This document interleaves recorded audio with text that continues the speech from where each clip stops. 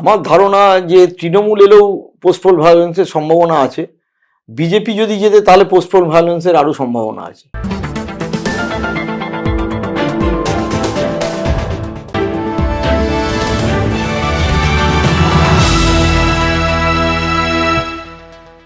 Vote শেষ হলেও তার রেশ কাটেনি এখনো, কারণ ভোট পরবর্তী হিংসাপূর্ণ ঘটনা ঘটে চলেছে এখনো পর্যন্ত।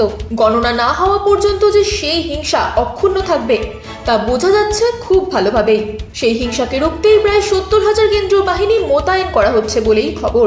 তারপরেও দেখা যাচ্ছে বিজেপি এবং তৃণমূল কংগ্রেস উভয়ই সমানভাবে বারংবার আক্রমণ করছে একে অপরকে। ভোট পরবর্তী হিংসা রুখতে কি ব্যবস্থা নেওয়া হচ্ছে এবার, কি বললেন বিশিষ্ট রাজনৈতিক বিশ্লেষক প্রসূন আচার্য? পোস্ট পোল ভায়োলেন্স, যেখানে আমরা দাঁড়িয়ে আছি, বোথ বিজেপি টিএমসি ইকুয়ালি দুজনকে হিট আউট করছে।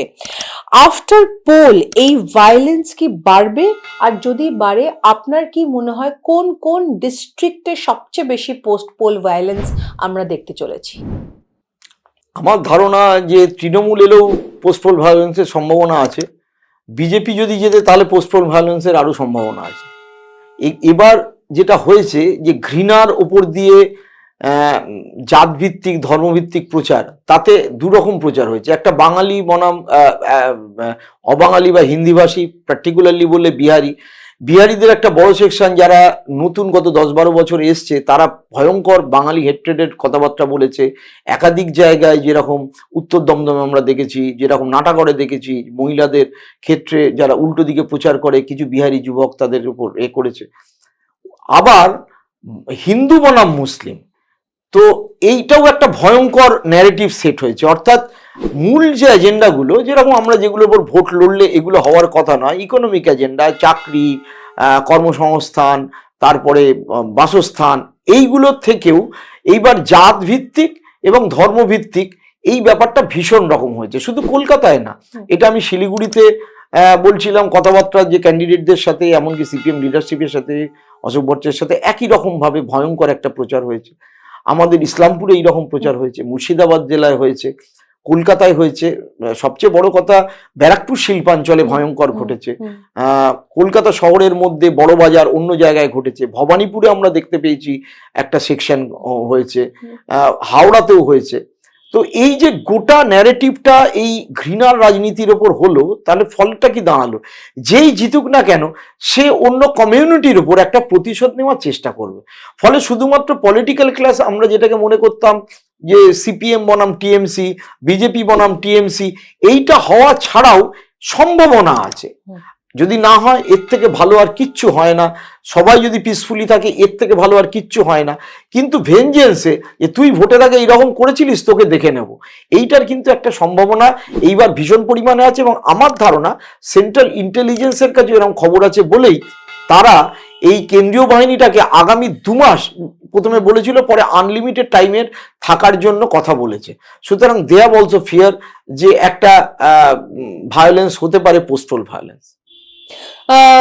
প্রসূনদা, এখন রাজ্য পুলিশ মমতা ব্যানার্জির হাতে নেই, সেই জন্য বিজেপির কাছে একটা অ্যাডভান্টেজ আছে।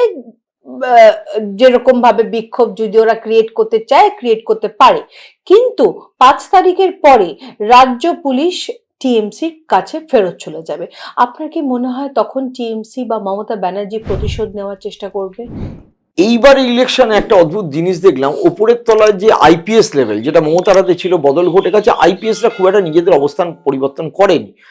তলার লেভেলে কনস্টেবল বা ওই র্যাঙ্কেও হয়নি, কিন্তু কিছু ইন্সপেক্টর, বিশেষ করে বেঙ্গল পুলিশের, তারা এবার ইলেকশন মানে বিজেপির পক্ষে হয়ে যেন বলছে বলে তৃণমূলের অভিযোগ। দেখাও গেছে যে ইলেকশন কমিশনের যে অর্ডার, অকারণে লাঠি মারছে, বিশেষ করে তৃণমূলের কর্মীদের মারছে। আমি নোয়াপাড়ার ভিডিও দেখছিলাম, অর্জুন সিং এর সঙ্গে যারা যাচ্ছে তারা গিয়ে মারলো তৃণমূলের একটা ছেলেকে, ওইখানে দাঁড়িয়ে দাঁড়িয়ে সেন্ট্রাল ফোর্স দেখছে।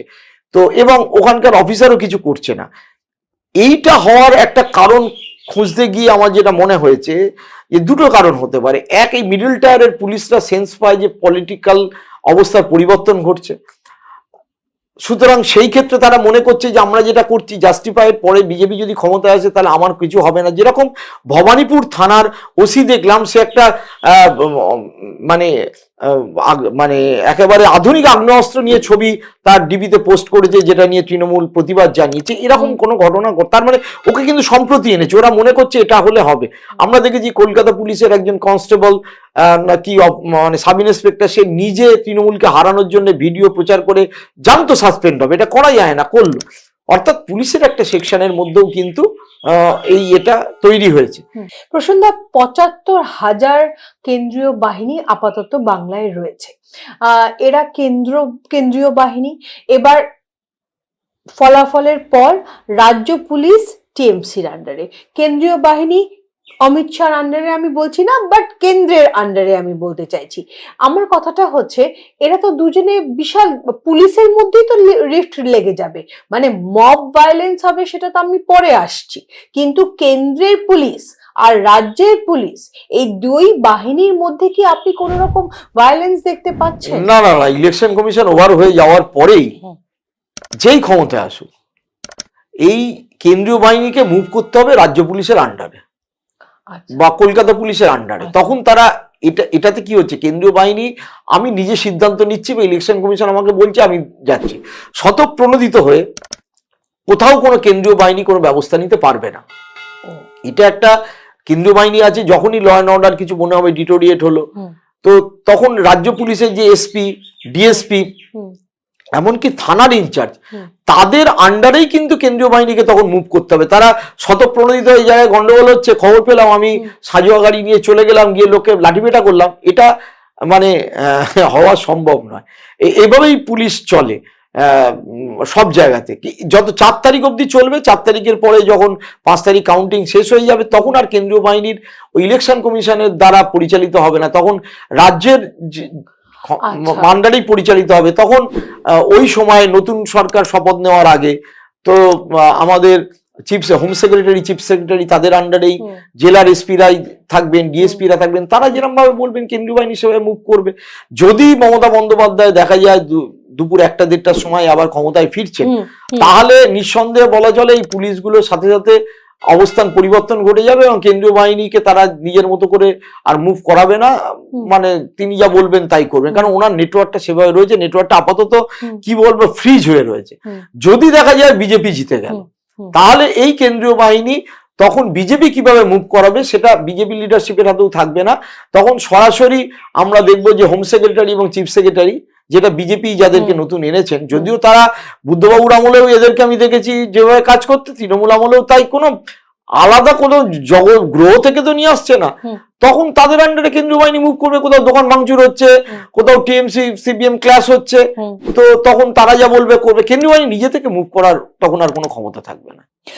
প্রসন্দা, একটু জানতে চাইবো, পুরো সারা পশ্চিম বাংলায় কোথায় কোথায় আপনার মনে হয় কোন কোন ডিস্ট্রিক্টস আর ভেরি সেন্সিটিভ এবং ভায়োলেন্স প্রোন, অ্যান্ড পুলিশ, সে কেন্দ্রীয় বাহিনী হোক বা স্টেট পুলিশই হোক, শুড বি মোর কশিয়াস বা more number of them should be diploid?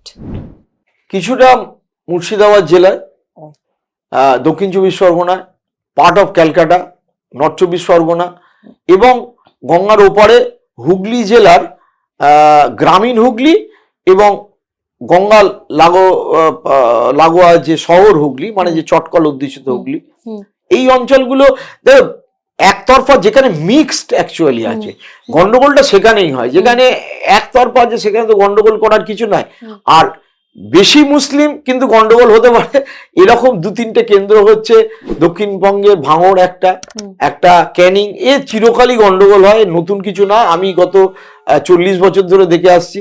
তার সাথে উত্তর ২৪ পরগনায় আমডাঙ্গা দেগঙ্গায় হতে পারে, যেখানে মুসলিম মেজরিটি, ভাটপাড়ায় গন্ডগোল হতে পারে, নোয়াপাড়ায় গন্ডগোল হতে পারে, এইরকম কিছু কিছু কেন্দ্রে গন্ডগোল হবে, মানে হওয়ার আশঙ্কা আছে। হবে কি হবে না কে বলবো, কারণ ইলেকশনের রেজাল্টের উপরে এই জায়গাগুলো ভীষণ টেন্সড হয়ে আছে। গোটা ইলেকশন পর্বে ভয়ঙ্কর রকম টেন্সড হয়ে আছে। উত্তর হাওড়ার যেরকম বালি বা উত্তর হাওড়া ভীষণ টেন্সড হয়ে আছে, উত্তরপাড়ার একটা অংশ টেন্সড হয়ে আছে, বলাগড়ের একটা অংশ, আর আর গ্রামীণ এলাকার মধ্যে ওই খানাকুল গোঘাট ওই চত্বরটা খুব টেন্স হয়ে আছে, যেখানে মিতালি বাগের গাড়ির ওপরে ভাঙচুর হলো। কারণ ওই অঞ্চলের ক্যারেক্টারিস্টিক আমি সিপিএম আমলেও দেখেছিলাম ভীষণভাবে উগ্র। ওই খানাকুল গোঘাট চত্বরে তখন তৃণমূলের ওপর আক্রমণ করতো, পরবর্তীকালে এলো সব তৃণমূল হয়ে গেল, তখন বিজেপির লেফটের ওপর, তারপর বিজেপির ওপর আক্রমণ করতে হতো। এবারেও তাই কিছু কিছু জায়গায় না একটা অদ্ভুত একটা হিংস্র প্যাটার্ন থাকে, যেটা একসময় পূর্ব মেদিনীপুর জেলাতেও ছিল। কিন্তু আমার মনে হয় না পূর্ব মেদিনীপুরে মেজরিটি সিট বিজেপি জিতবে এবার।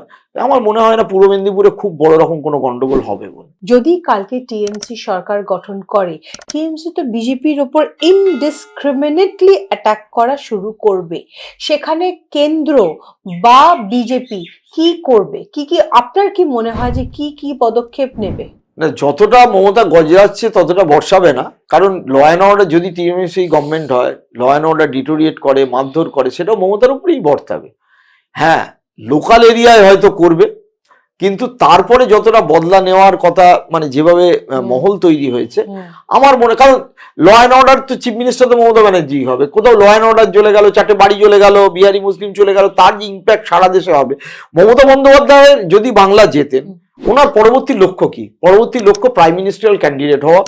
তো তিনি চেষ্টা করবেন নিশ্চয়ই গোধরা কাণ্ডের পর যেভাবে গুজরাট জ্বলেছিল এবং নরেন্দ্র মোদী তাতে লাভ হয়েছিল, সেইটার উল্টো দিকে মমতা প্রমাণ করতে চেষ্টা করে দাও আমার এখানে সব শান্তিপূর্ণ হয়েছে। তো ও নিজের ছবিটাকে, ইমেজটাকে বাড়ানোর জন্য খুব একটা বড় রকম গন্ডগোল করতে দেবে বলে আমার মনে হয় না।